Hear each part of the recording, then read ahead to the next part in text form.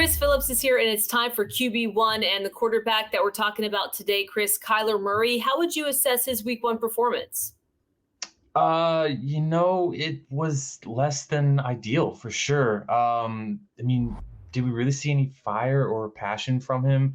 Other quarterbacks that are young and up and coming, like Murray is, such as Josh Allen, Patrick Mahomes, Justin Herbert, they all ended last year on pretty bad notes, and they looked like in week one that they had something to prove and they wanted to get that bad taste out of their mouth. And they all had phenomenal weeks.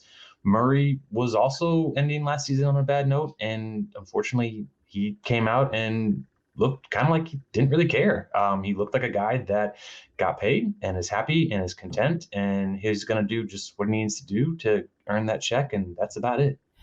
That sense of, I don't want to say lethargy, but maybe complacency is pretty disturbing when you have such a key piece to your offense who's getting paid the way that they are. I mean, you want your franchise guy to be all in, like so many of the elite quarterbacks are. I mean, how troubling is that?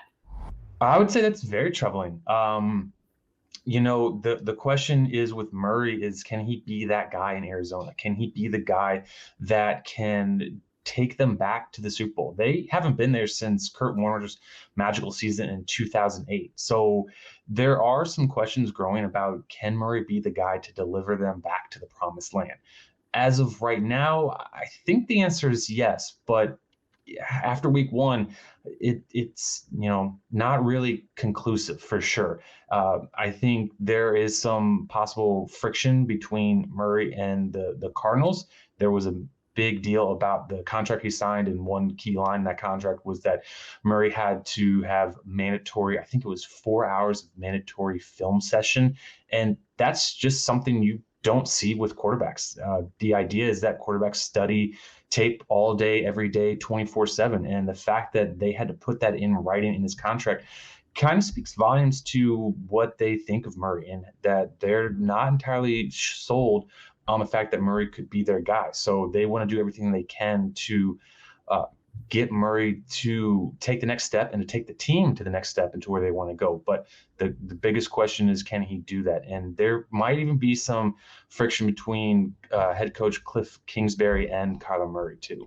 Listen, I normally would never defend a player who would need to have that kind of language written into a contract, because as a blue collar kid, I say to myself, you're making how much, and you can't study the playbook, and you can't put your video game controller down or whatever it is. But I also said when I saw that story, like, what on earth makes Arizona think that this is a good idea to, with a megaphone, basically underscore to the entire nation that they have a quarterback that might be lazy? I mean, I don't know how you come back from that if they did in fact make him feel like there was a betrayal of trust. And you mentioned some of that friction with Cliff Kingsbury. I mean, two-parter here. One, is the onus on Kingsbury now to somehow figure out a way to build back the bridge or motivate him in a way that he hasn't been motivated before? And, if that's not possible, who should go first? Yeah, that's a good question. I think the onus is definitely on Kingsbury to establish or reconnect with Murray and make sure that the two of them are on the same page. It's no secret that the two most important, or I guess criticized positions on a football team are your head coach and your quarterback. They get all the blame for when things go wrong, and they get all the glory for when things go right. So those two have to be in lockstep. And right now, there's a lot of questions about Kingsbury's ability to call games at the NFL level. If it comes down to which one of them stays and which one of them goes, I think Kingsbury's the first one to go between the two. I think Murray gets another pass just because trying to find a quarterback who could even be close to being a franchise level quarterback, if they're not already a franchise quarterback, is so hard to find. And when teams have that, they absolutely do everything they can to try and get that to work. So I think Kingsbury will be the first of the two to go if that were to ever take place. Assuming that he wants to stay, I mean, if they have a sort of second half collapse this season, or they're not able to ultimately execute or hold a high standard offensively, and they drop a bunch of games, what is the chance that you could see Kyler Murray pull a Russell Wilson and essentially go elsewhere? I think there is that opportunity for sure. Murray has been, or I should say, it's been well documented that the Cardinals and Murray have had second half slides. They start off the first half of the season doing great and looking like legit Super Bowl teams, and then you get to the second half and they don't resemble anything they looked like in that first half of the season. Some of that has been due to Murray being injured, and some of it has been due to just kind of head scratching play call from Kingsbury. So if that were to happen again here, I wouldn't be too surprised if you saw Murray kind of take a page from Russell Wilson's playbook and have his agent or have rumors or whispers kind of leaked out to the media that he's not happy and that he might be open to playing for a different team. This would also give Murray the opportunity to deny that and say, "Oh, I never said that," because technically he didn't.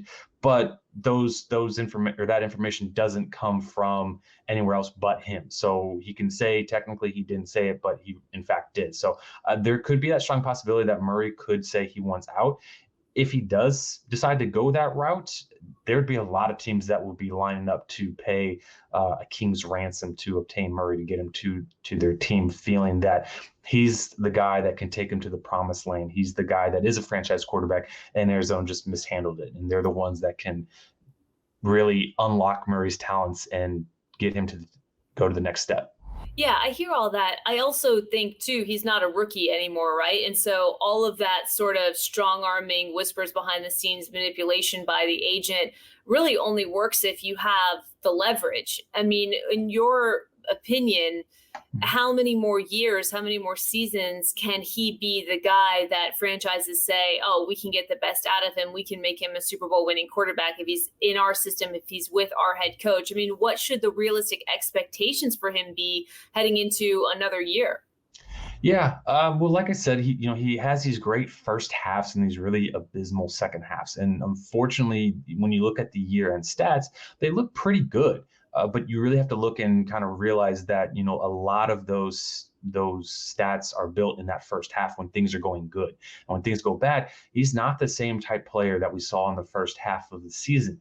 Each year he has gotten better. And if you look at a few statistical categories, it really highlights some areas that are really important in the NFL and for quarterbacks to succeed, such as completion percentage, touchdown percentage, which is basically the amount of passes he throws that end up resulting in touchdowns. Like, touchdowns are key and they're great to get. So the fact that he's gotten better in throws that lead to touchdowns is something that's important. Also, his yards per attempt, yards per game, and even his adjusted net yards per attempt have all increased. So there is that opportunity for him to continue to get better. And we've seen that under, the tutelage of Cliff Kingsbury, who, again, as we've kind of talked about, has had some head scratching play calls. So the kind of question comes about, is Murray getting better because he's just getting more experience at the NFL level, or is he getting better because Kingsbury is actually kind of developing him? I'm not so sure if it's the latter. I think it's a little more the former, of Murray just being exposed more to NFL defenses and coverages and therefore getting better. I think if Murray had a better NFL coach, you could see his game take massive jumps, and you could see the Cardinals not just kind of sneaking into the playoffs like they did last year, but making the playoffs and looking like a team that is formidable and a team that opponents are going to have to deal with if they want to get to the Super Bowl. So there is still the opportunity for Murray to continue to grow and to develop.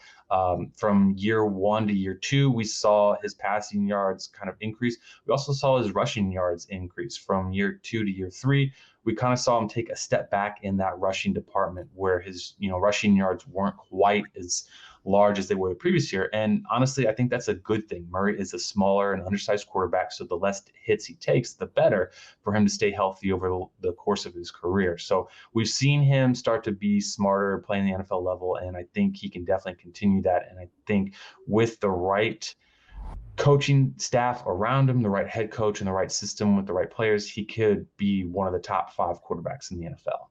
It's going to be fascinating to watch. QB1 with Chris Phillips. Chris, thanks. Make sure to like, comment, and subscribe for more QB1.